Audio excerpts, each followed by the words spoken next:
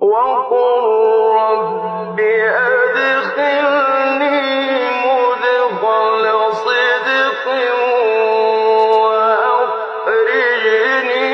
مخرج صدق واجعل لي من لدنك سلطانا نصيرا.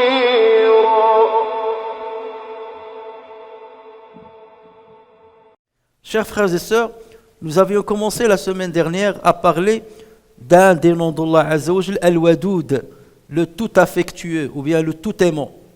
Et nous avons donné les explications étymologiques de ce terme-là. Et nous avons commencé à parler des étendues de cet attribut ou de ce nom divin dans notre vie.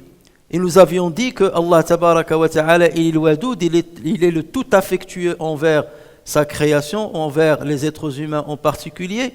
Ça veut dire qu'il les aime et que c'est la base de la relation qu'il entretient avec eux. Et nous avons vu qu'Allah Azza wa Jal aime ses serviteurs, même s'ils commettent le péché, tant qu'ils reviennent à lui.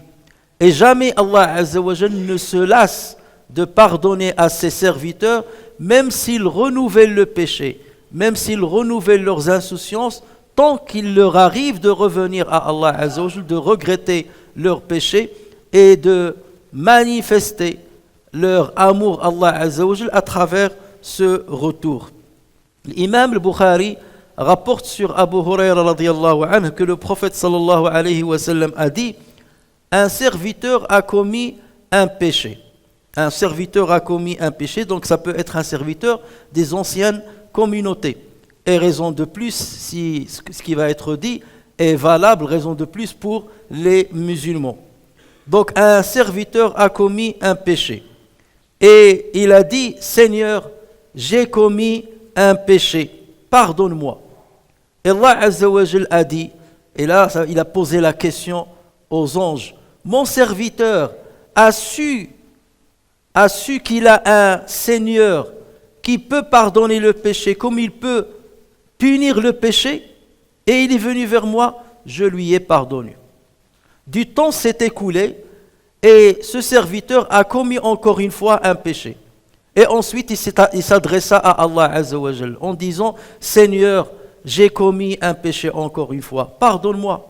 Et Allah Azza wa Jal a posé la même question rhétorique pour montrer l'étonnement envers l'attitude de son serviteur. Mon serviteur a su qu'il a un Seigneur qui pardonne le péché et qui peut punir le péché, je lui pardonne son péché. Et du temps s'est écoulé encore une fois, et le pécheur a commis une troisième fois le péché. Et il est revenu repentant à Allah Azza wa Jal: Seigneur, j'ai commis encore une fois un péché, pardonne-moi. Et Allah Azza wa Jal a dit la même chose: mon serviteur a su qu'il a un Seigneur pardonneur qui peut pardonner le péché ou punir sur le péché. Et là il a dit: je lui ai pardonné son péché et qu'il fasse ce qu'il veut. Ça veut dire quoi, qu'il fasse ce qu'il veut? Ça veut dire même s'il réitère une énième fois le péché et qu'il revient à moi, je lui pardonnerai son péché. Et cette expression que le prophète sallallahu alayhi wa sallam a citée, il l'a citée comme Allah Azza wa Jalla l'a dit, ce n'est pas pour encourager le serviteur à commettre les péchés et de dire de toute façon Allah Azza wa Jalla va me pardonner, mais non.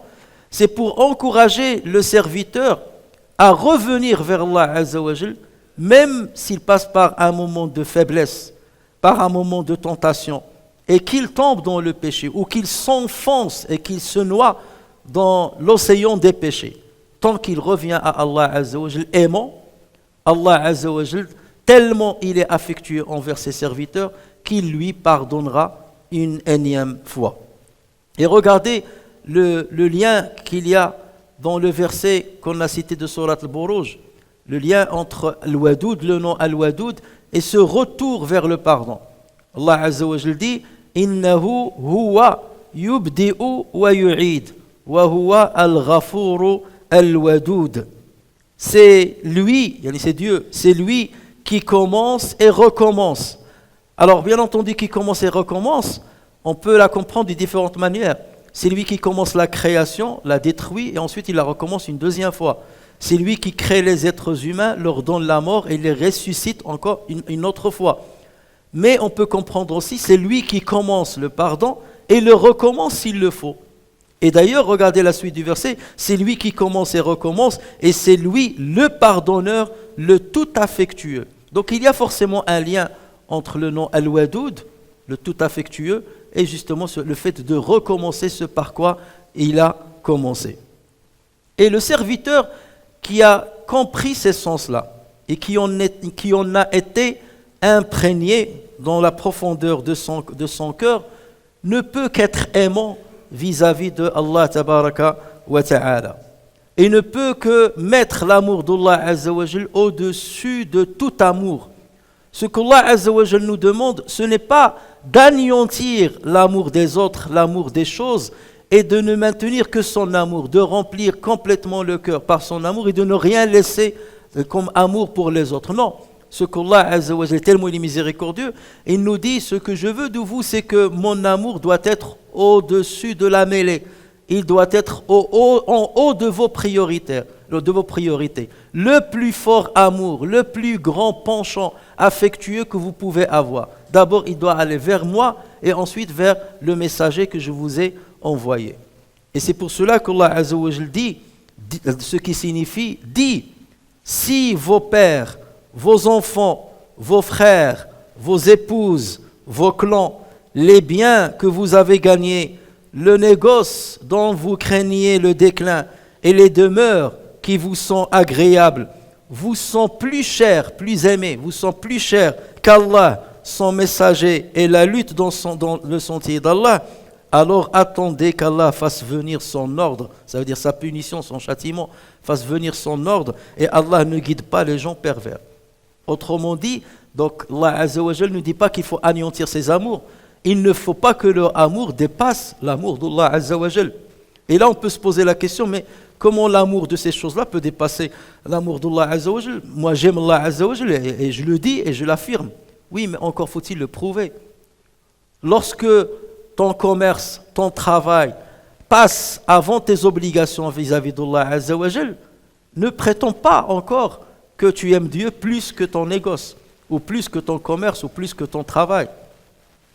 Normalement, lorsque tu es appelé par Allah Azza wa Jal et par le gain matériel, la priorité, forcément, si tu prétends aimer Dieu, la priorité doit être donnée à l'amour d'Allah Azza wa Jal.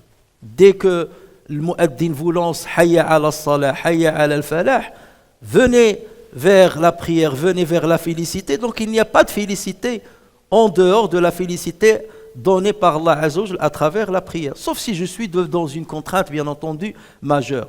Mais dès lors que j'ai le choix, je n'hésite à aucun moment de répondre à l'appel de Allah tabaraka wa ta'ala.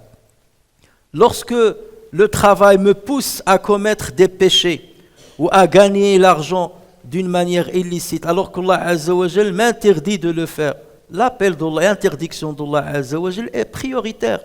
Et d'ailleurs, le prophète sallallahu alayhi wa sallam dit, celui qui délaisse quelque chose par amour d'Allah Azza wa Jal, Allah la lui remplacera par ce qui est meilleur pour lui. Combien de fois on veut choisir un travail et dans ce travail, il y a des choses qui sont illicites. Là, il ne faut pas hésiter à renoncer à ce travail et à chercher ailleurs. Et sois-en sûr qu'Allah tabaraka wa ta'ala va t'ouvrir d'autres portes où tu vas travailler sainement, sans qu'il n'y ait aucun paramètre qui relève de l'illicite dans l'islam. Mais lorsque l'avarice, l'avidité te pousse à dire oui, j'accepte ce travail, j'accepte l'illicite, oui, mais ce n'est pas tellement grave que cela. C'est quelque part, c'est que ton travail ou bien l'amour pour l'argent a dépassé ton amour envers Allah tabaraka wa ta'ala. Chers frères et sœurs, nous avons souvent dit que notre devoir envers les noms et les attributs d'Allah Azza wa Jal, c'est de les comprendre leur sens étymologique, comprendre leur sens religieux et comprendre leurs étendues dans leur vie, ou dans notre vie ou dans notre existence. Mais notre devoir ensuite, c'est de réagir conformément aux étendues de la signification de ces noms-là. c'est de réagir d'une certaine manière, c'est de comporter d'une certaine manière, c'est de se vêtir d'une certaine moralité conformément à ces noms-là.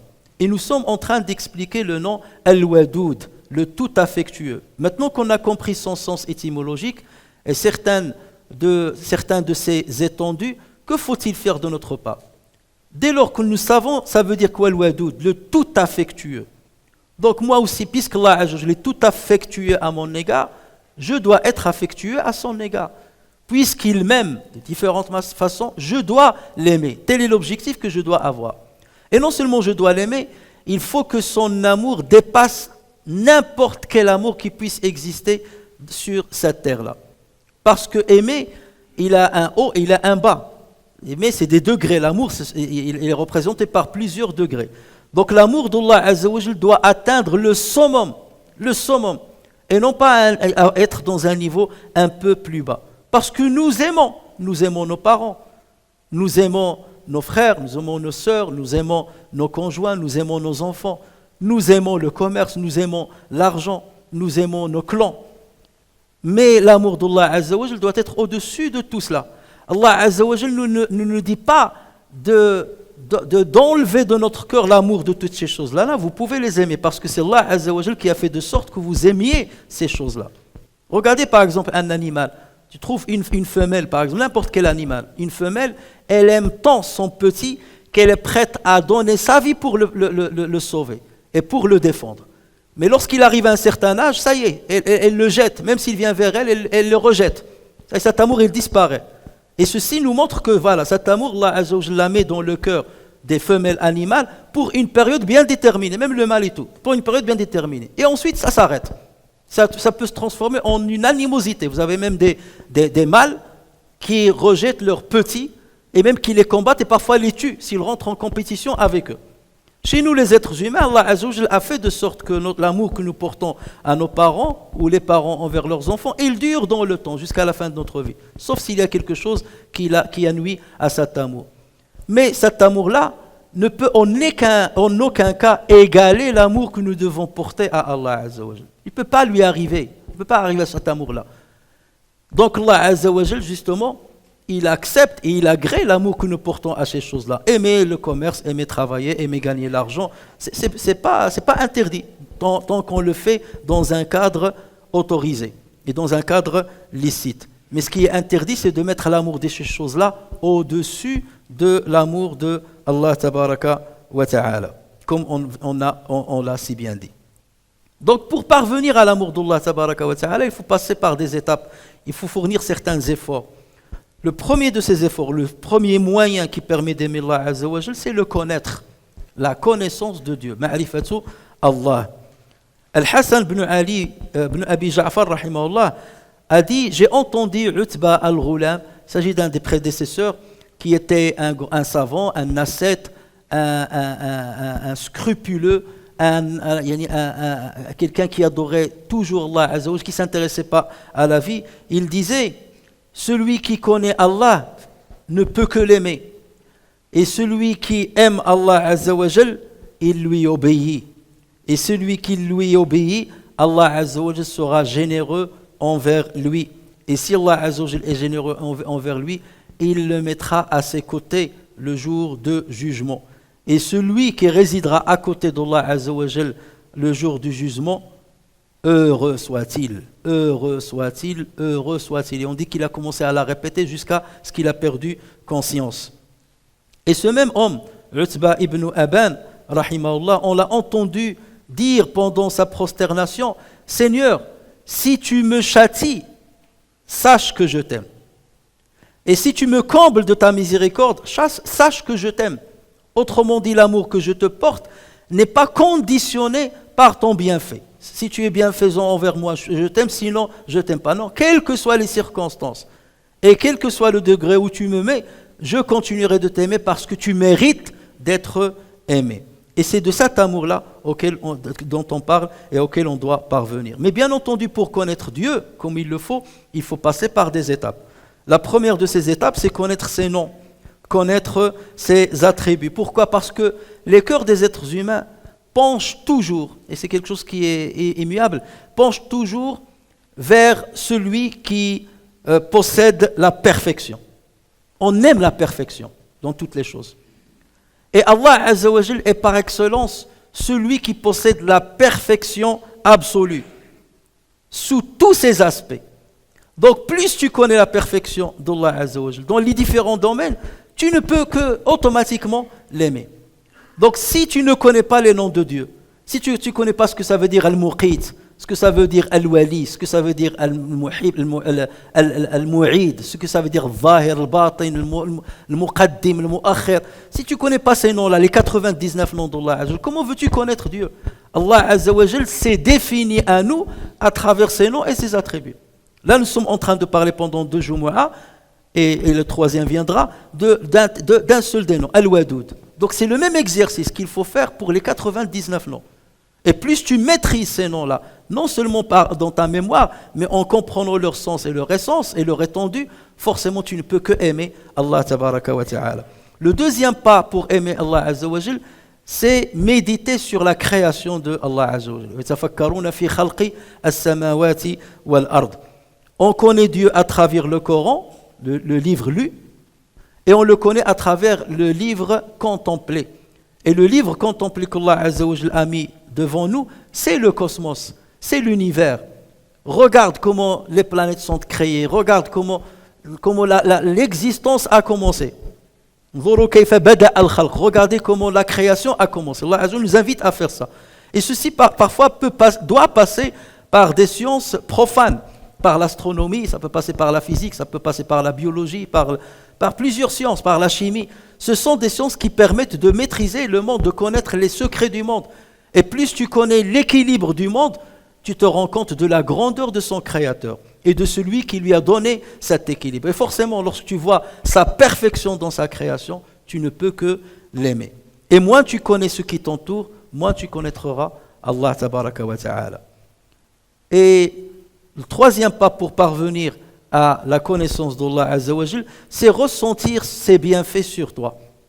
Et c'est pour cela que Omar ibn Abdul Aziz disait, la méditation dans les bienfaits d'Allah Azza wa Jal est la meilleure adoration.